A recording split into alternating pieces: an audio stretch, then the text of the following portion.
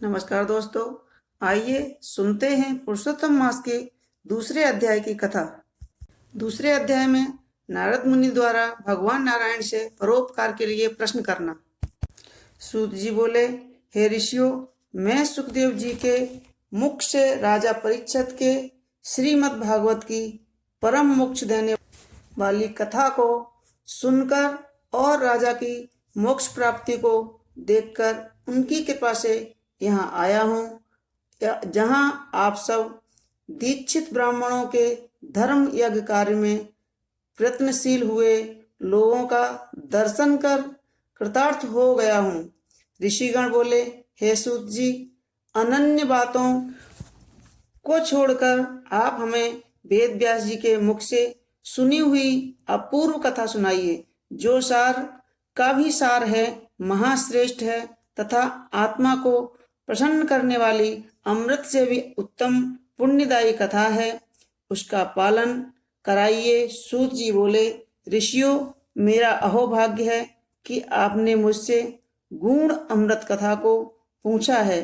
अब मुझे जो कुछ ज्ञान है उसके अनुसार जैसा व्यास जी के मुख से सुना है वह सब सुनाता हूँ। एक समय नारद जी नर और नारायण के आश्रम पहुँचे। वहाँ बहुत से सिद्ध देवता और तपस्वी भी रहते थे।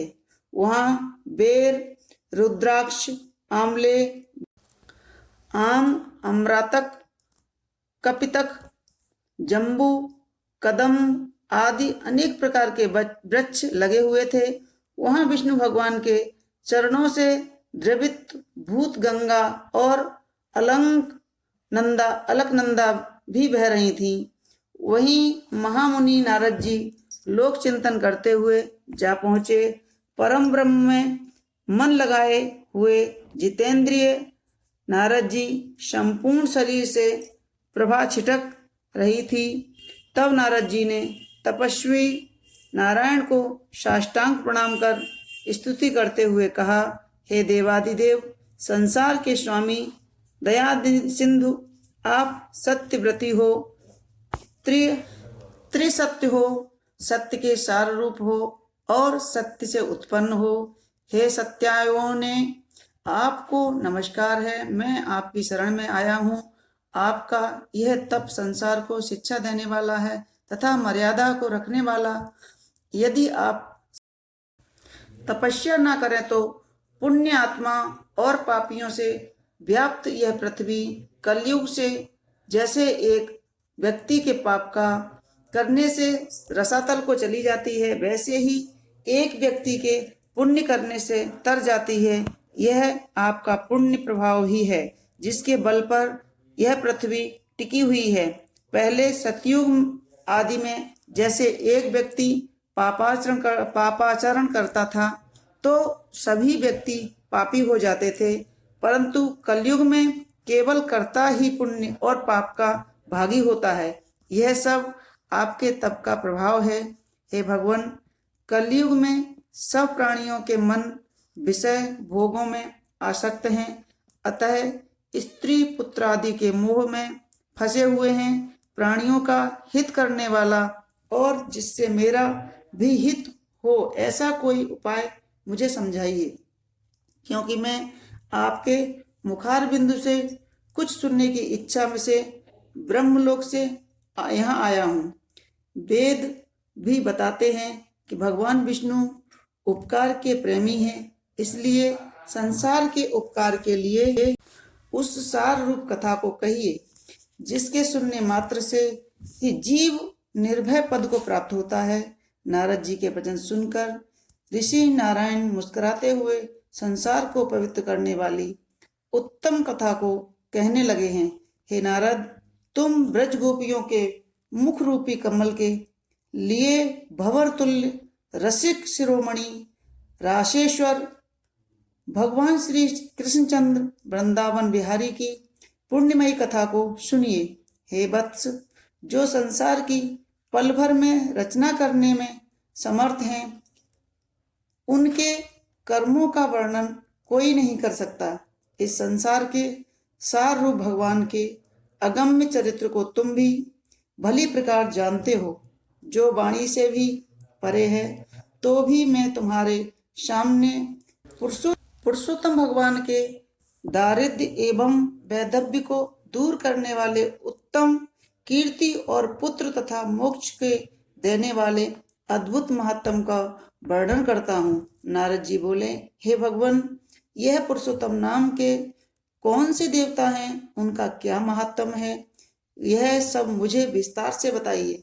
सूत जी बोले, श्री नारद जी के इन वचनों को सुनकर एक घड़ी के लिए मन एकाग्र कर पुरुषोत्तम देवता का परिचय देते हुए बोले, पुरुषोत्तम नाम एक मास का है, जिसके स्वामी कृपा सिंधु भगवान पुरुषोत्तम ही हैं, इसलिए उनको ऋषि लोग पुरुषोत्तम मास कहते हैं।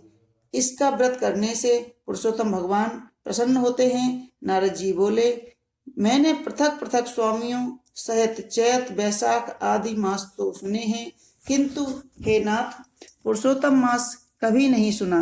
यह पुरुषोत्तम मास कौन सा है, जिसके स्वामी दया सिंधु पुरुषोत्तम कैसे हुए, सो मुझे कृपा करके बताइए। इस मास का क्या स्वरूप है, क्या विधान है, व्रत में क्या करना चाहिए, कैसे स्नान करना चाहिए, क्या दान करना चाहिए, जप पूजा उपवास आदि का क्या साधन है, जिसके करने से कौन से देवता प्रसन्न होते हैं, क्या फल देते हैं, इसके अतिरिक्त और भी जो सार हो वह सब मुझे बताइए, क्योंकि दीनवत्स साधुजन मनुष्य के हित के लिए उपदेश बिना पूछे भी दे देते हैं। इस पृथ्वी पर जो लोग दूसरों के भाग्य के सहारे चलते हैं, वे दरिद्री, दुखी, रोगी होते हैं और पुत्र की इच्छा करने वाले होते हैं, जिनमें कोई जड़, गूंगे, घमंडी, मूर्ख, कुचाली, मैले व फटे वस्त्र पहनने वाले, नास्तिक, लंपट, पर स्त्रीगामी, नीच, अति द्विध पराई नौकरी करने वाले, निराश, मनोरथपूर्ण होने वाले, पराक्रमहीन, कुरूप, रोगी, कुष्ठी, अंगहीन, अंधे आदि होते हैं तथा कोई इष्ट मित्र वियोगी, कोई स्त्री पुत्र आदि से दुखी, कोई माता पिता से दीन, कोई दुख सुख से ग्रसित, कोई दुर्बलता, तो कोई मनवांछित वस्तुओं से रहित। हे भगवान, ऐसे मनुष्य कुछ पुण्य करके तथा पढ़कर और आचरण करके इन कष्टों से छूट जाएं, ऐसा कोई सरल उपाय बताइए। विधवापन, बांझपन, लूले लंगड़े, मानसिक कष्ट, रक्त पित्त रोगी, मृगी, क्षय रोग, भगंदर, बवासीर, पथरी, संग्रणी, खुजली आदि रोगों से ग्रसित और अन्य विविध दोषों से लोगों को देखकर मैं बड़ा दुखी हूँ। इसलिए हे कृपा सिंधु, आप मेरे ऊपर कृपा कीजिए और मेरे अंतःकरण की शांति के लिए, हे सर्वज्ञ, सब तत्वों के ज्ञाता, कोई लोक कल्याण का उपाय भली भांति समझाकर कहिए। सूत जी बोले, नारद जी के संसार के हित करने वाले प्रसन्न को सुनकर देवाधिदेव श्री नारायण चंद्रमा के समान शांति देने वाले मधुर शब्द कहते हुए बोले। दोस्तों, यह थी दूसरे अध्याय की कथा। आगे तीसरे अध्याय की कथा मैं आगे सुनाऊंगी। तो दोस्तों, कैसा लगा हमारा यह वीडियो, आप लाइक करें, शेयर करें और सब्सक्राइब जरूर करें। धन्यवाद।